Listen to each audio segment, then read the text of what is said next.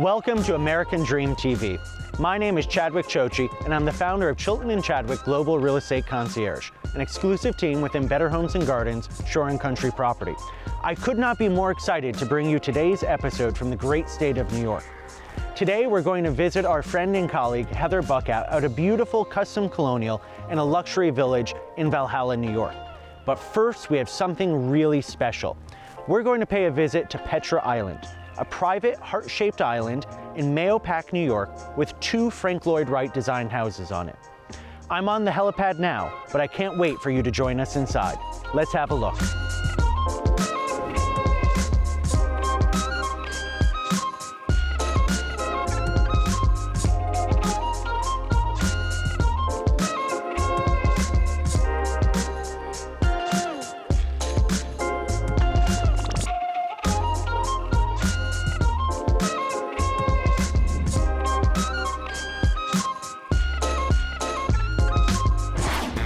Search is over, baby. I'm right here, and I got it. The American Dream, the only show that combats negative media, not owned by a network, commercial-free, unscripted. I got it. These are stories for you and by you. I got it. I got it. I got it.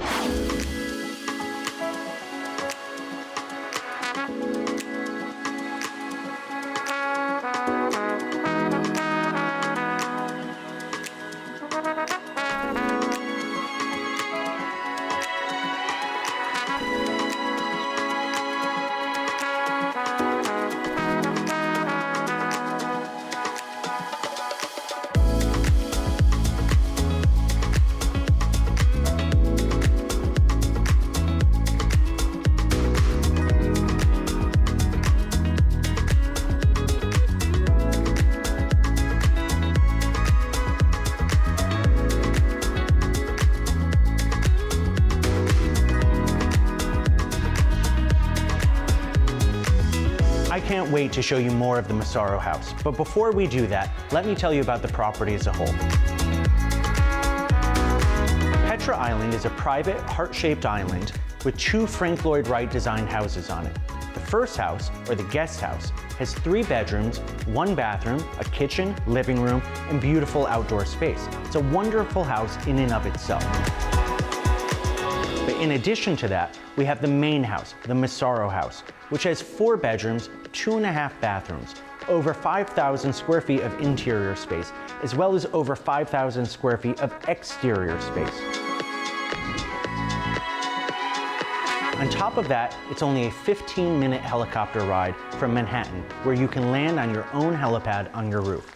Now, let's take a moment and meet Joe Massaro himself, the builder behind this incredible home.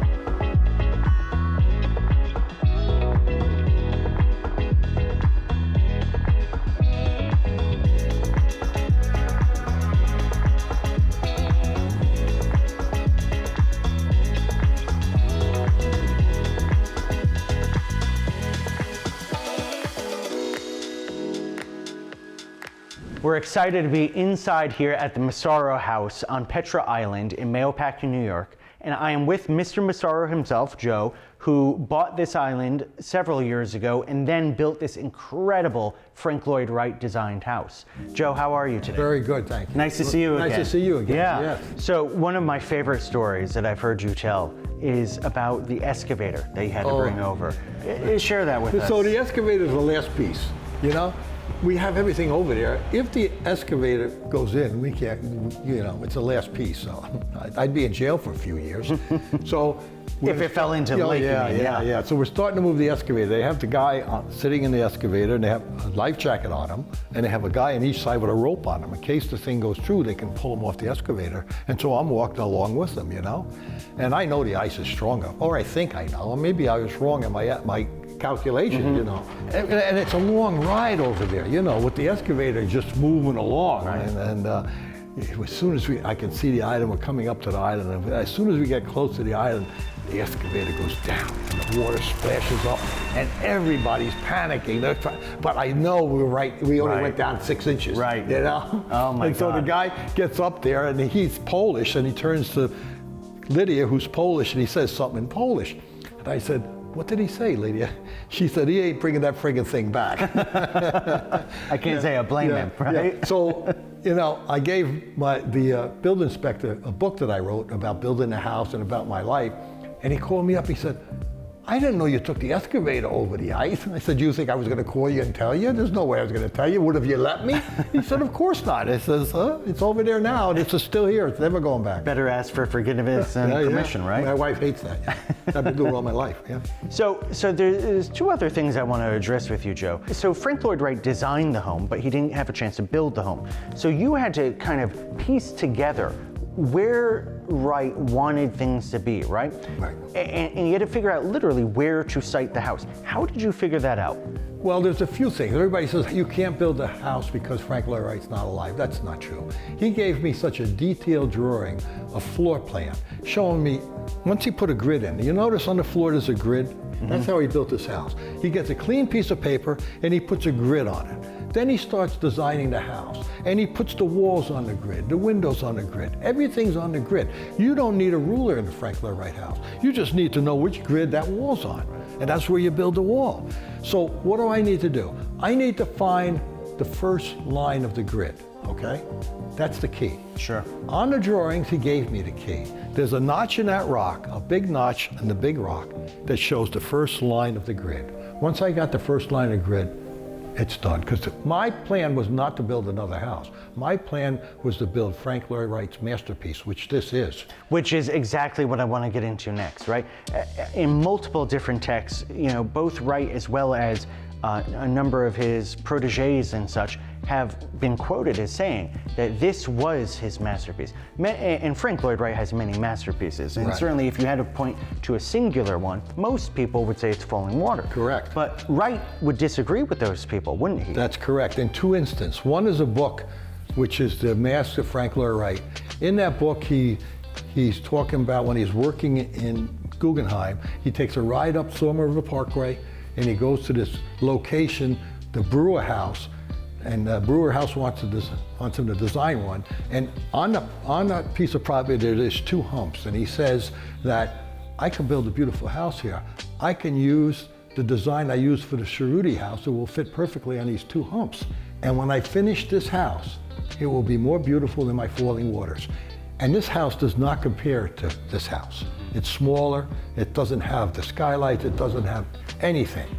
And I had his apprentice out here during construction. It was his apprentice and his architect, and he was going through the whole house with me. One of the questions was, what happened when Mr. Cerruti said to Frank Lloyd Wright, design me your masterpiece? And he said, a dream of an architect is, design me your masterpiece and no budget. You're going to design what I've been thinking about. I don't have to worry, no changes and nothing. I get to design my masterpiece. And he said, when I finish this house, it will rival my Falling Waters. That's out of Frank Lloyd Wright's mouth, And you look at this house, it's so unique, so different than his other houses. Whatever he had in his head, he put in his house. Right. And that's why it is his masterpiece. It's such a fascinating take on it. Now, you've made very few changes, right? One of the most interesting changes you made, and it makes so much sense to me though, considering how close we are to New York City, is that you've added a helipad, actually, to the roof of the property.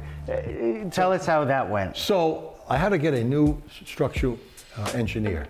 I hired a structural engineer that did Falling Waters, and I waited 2 months to get the drawings.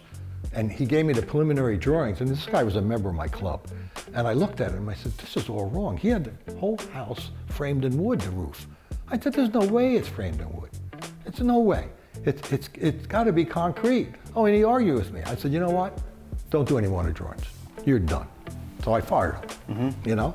So I get the other architect, the other structural engineer, and we're out here talking. I got Lydia, I got Tom Heinz, and the structural engineer, and I said, now, you got to do me one favor. I want an extra inch of concrete in this area here, because I'm going to put a helipad there. And everybody laughed at me. You know, nobody gets a helipad, right? Right.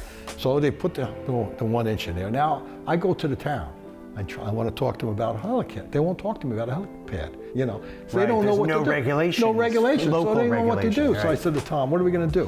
Why don't we hire a consultant, a helicopter consultant? So we did. We hired a guy, and he says to me, if there's no regulations, we go to the FAA. So he makes up a set of drawings.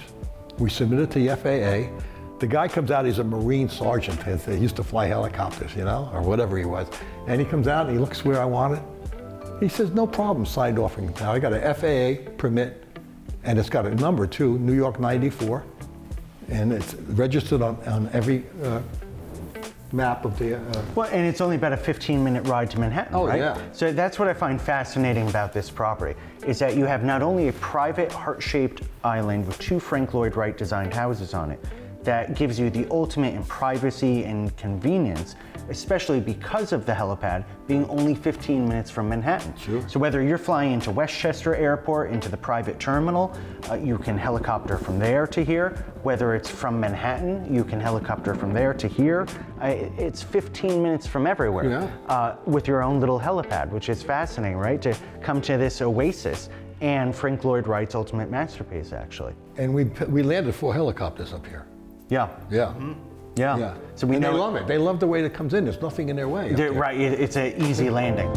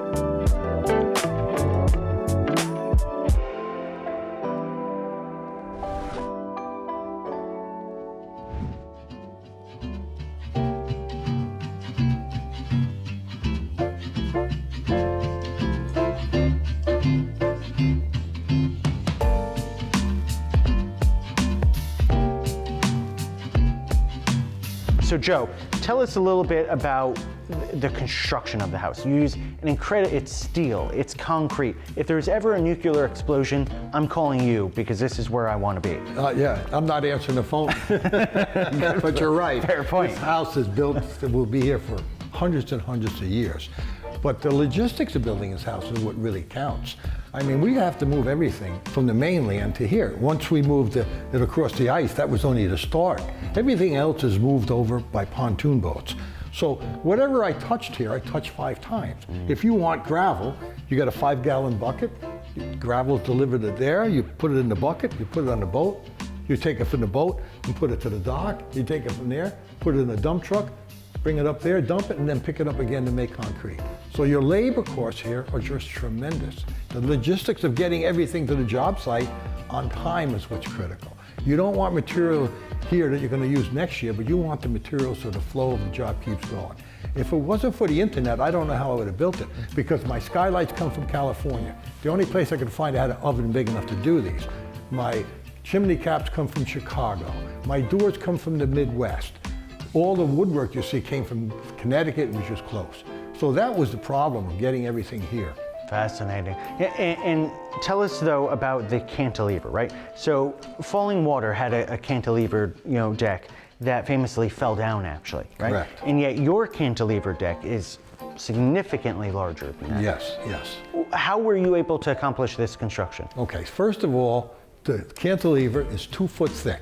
Inside there's 2 layers of rebar. And then it's called post-tension cabling. It's a 5/8 inch thick cable with a plastic cover over it. And it's put every 12 inches in both directions in a wave like this. And 4 days after the concrete dried, they're pulled, each one is stretched to 33,000 pounds and clicked in. That's the first thing we did was build the cantilever. It had to be poured nonstop, could not have a dry seam in it. It took us 36 hours to pour. If we lost the power, we were dead.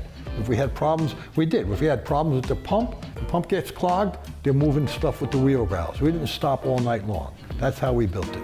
Unbelievable. Yeah. And that was the hardest part. Once we got that concrete poured, the rest was manageable. Joe, this has been a real pleasure. It always is spending time with you, spending time on this island. I wish you the best of luck and can't wait to see who might be interested in, taking on the dream for you. Okay, and if you want any information about how I built the house or how I had the guts to do it, it's in my book. It's called The Impossible Road, From the First Seat in a Dumb Road to My Own Private Island. I love it. Yeah. Thank you very much, Thank Joe. you. Thank you.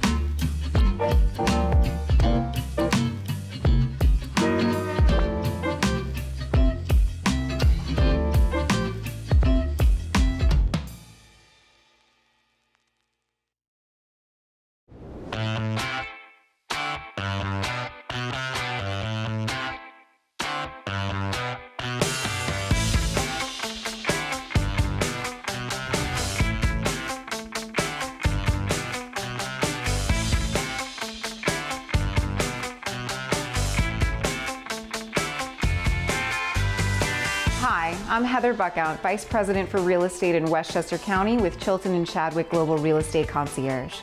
Welcome to 16 Patrick Lane. Come as you are.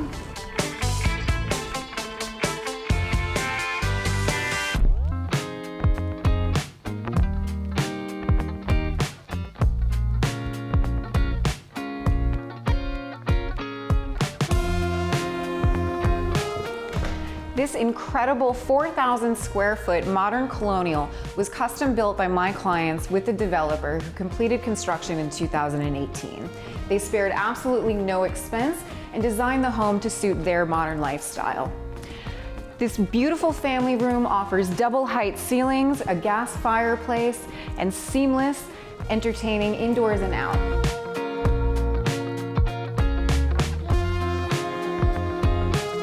Follow me into the gourmet chef's kitchen, where you'll find an oversized island, double ovens, wine cooler, pot filler,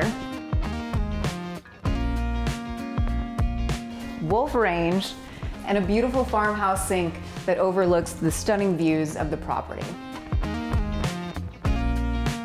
With seamless indoor and outdoor entertaining, you've got plenty of space for friends and family to gather.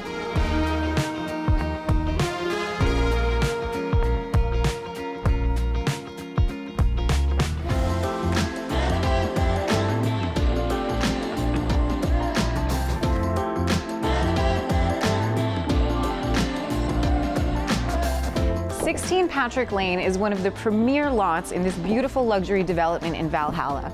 On just over an acre, the property offers amazing sunset views over the paddock, a wood-burning fireplace, built-in gas grill, and plenty of room for entertaining guests throughout the seasons. Now let's head back inside and check out the rest of what this beautiful home has to offer.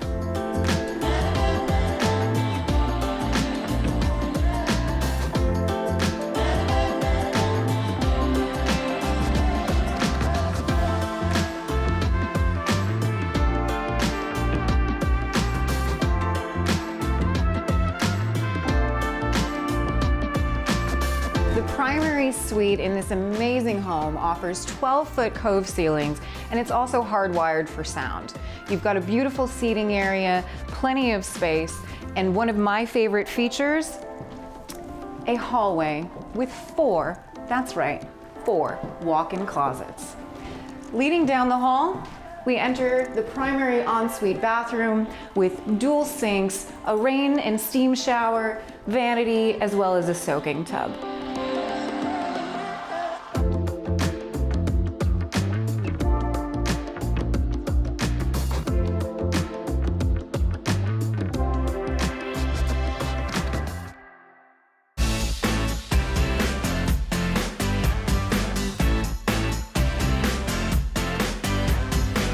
At 16 Patrick Lane, we can work and work out from home.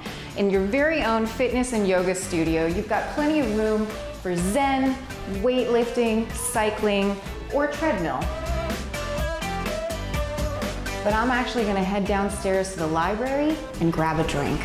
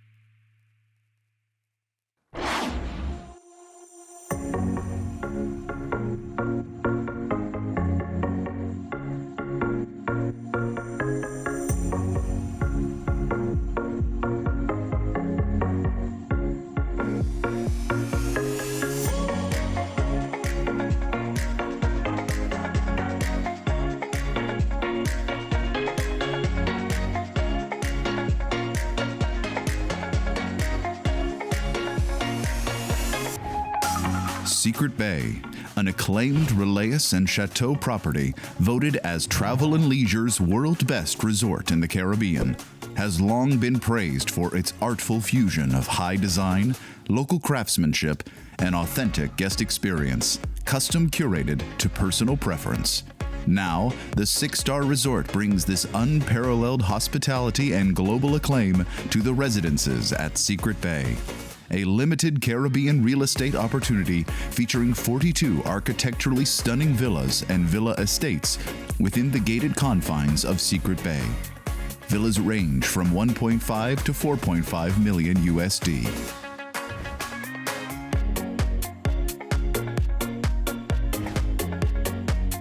Two Lime Street, Old Lyme, Connecticut, asking $2,750,000. The Luddington House, located in the truly unspoiled village of Old Lyme, Connecticut, is a manor of classic proportions. The Colonial revival aspects of this home include neoclassicism at its finest, with iconic columns at the entry, as well as on the sweeping verandas. These verandas offer a view of the lawns and gardens and are perfect to enjoy cocktails with friends. The dining room and front parlor have French doors which open out onto the side porches, creating the perfect flow for entertaining. The upper 2 stories have a lovely layout with 8 bedrooms and a morning room. Several rooms are situated to be enjoyed as multi-room suites or private bedrooms. As a permitted bed and breakfast as well as a lovely family home, this house beckons those who wish to either continue as a B&B event venue or simply reside in a gracious and perfectly located property. This home was the movie location for Hallmark Channel's Pemberley Manor and is available for purchase with an asking price of $2,750,000. 0 Hazard Lane in Stamford, Connecticut is a unique blend of privacy and access to all Stamford has to offer. Just mere minutes from the Merritt Parkway and downtown Stamford, this home offers an unbeatable location for both suburban and rural lifestyles. The open-plan main floor is perfect for families and entertaining alike, with enormous windows and multiple skylights throughout. The main floor has access to a multi-level deck and lower-level stone grotto. This home offers 6 sizable bedrooms and a primary suite with vaulted ceiling and skylights, 3.5 bathrooms, office space, and 2 fireplaces, as well as superior finishes, construction, and attention to details. The dramatic breakfast area, with walls of glass and soaring ceilings, is connected to a large kitchen with granite counters, Sub-Zero, Wolf, and Bosch appliances. The property has a fenced playset area with over 6 acres of land on its own natural pond and habitat that you get to experience every day through the 2-story windows. You will feel one with nature in this custom-built modern colonial. The asking price is $1,299,000.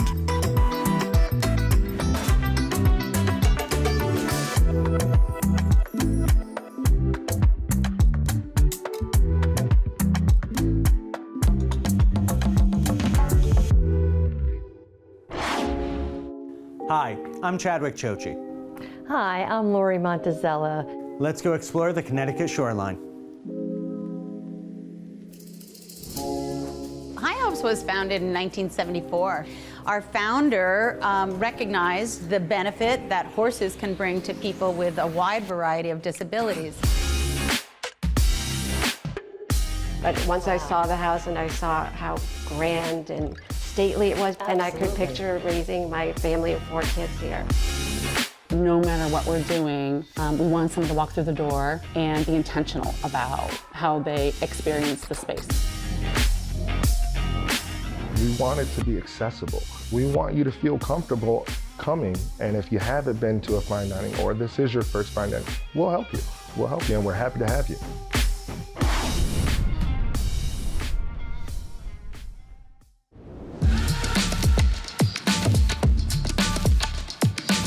Hi everyone, my name is Chadwick Chochi.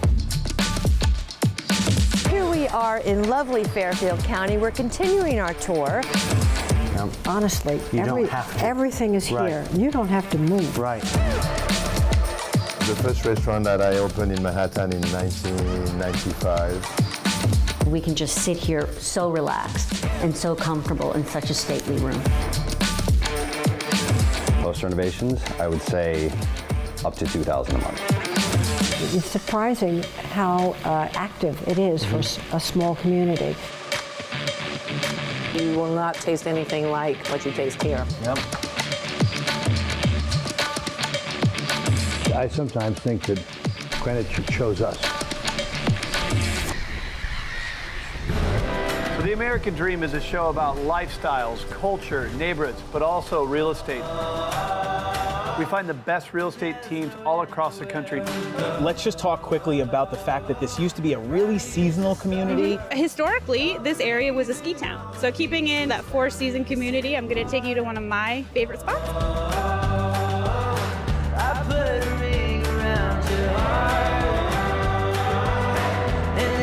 The importance of having a person. I think it's really important that you have somebody that you know and trust.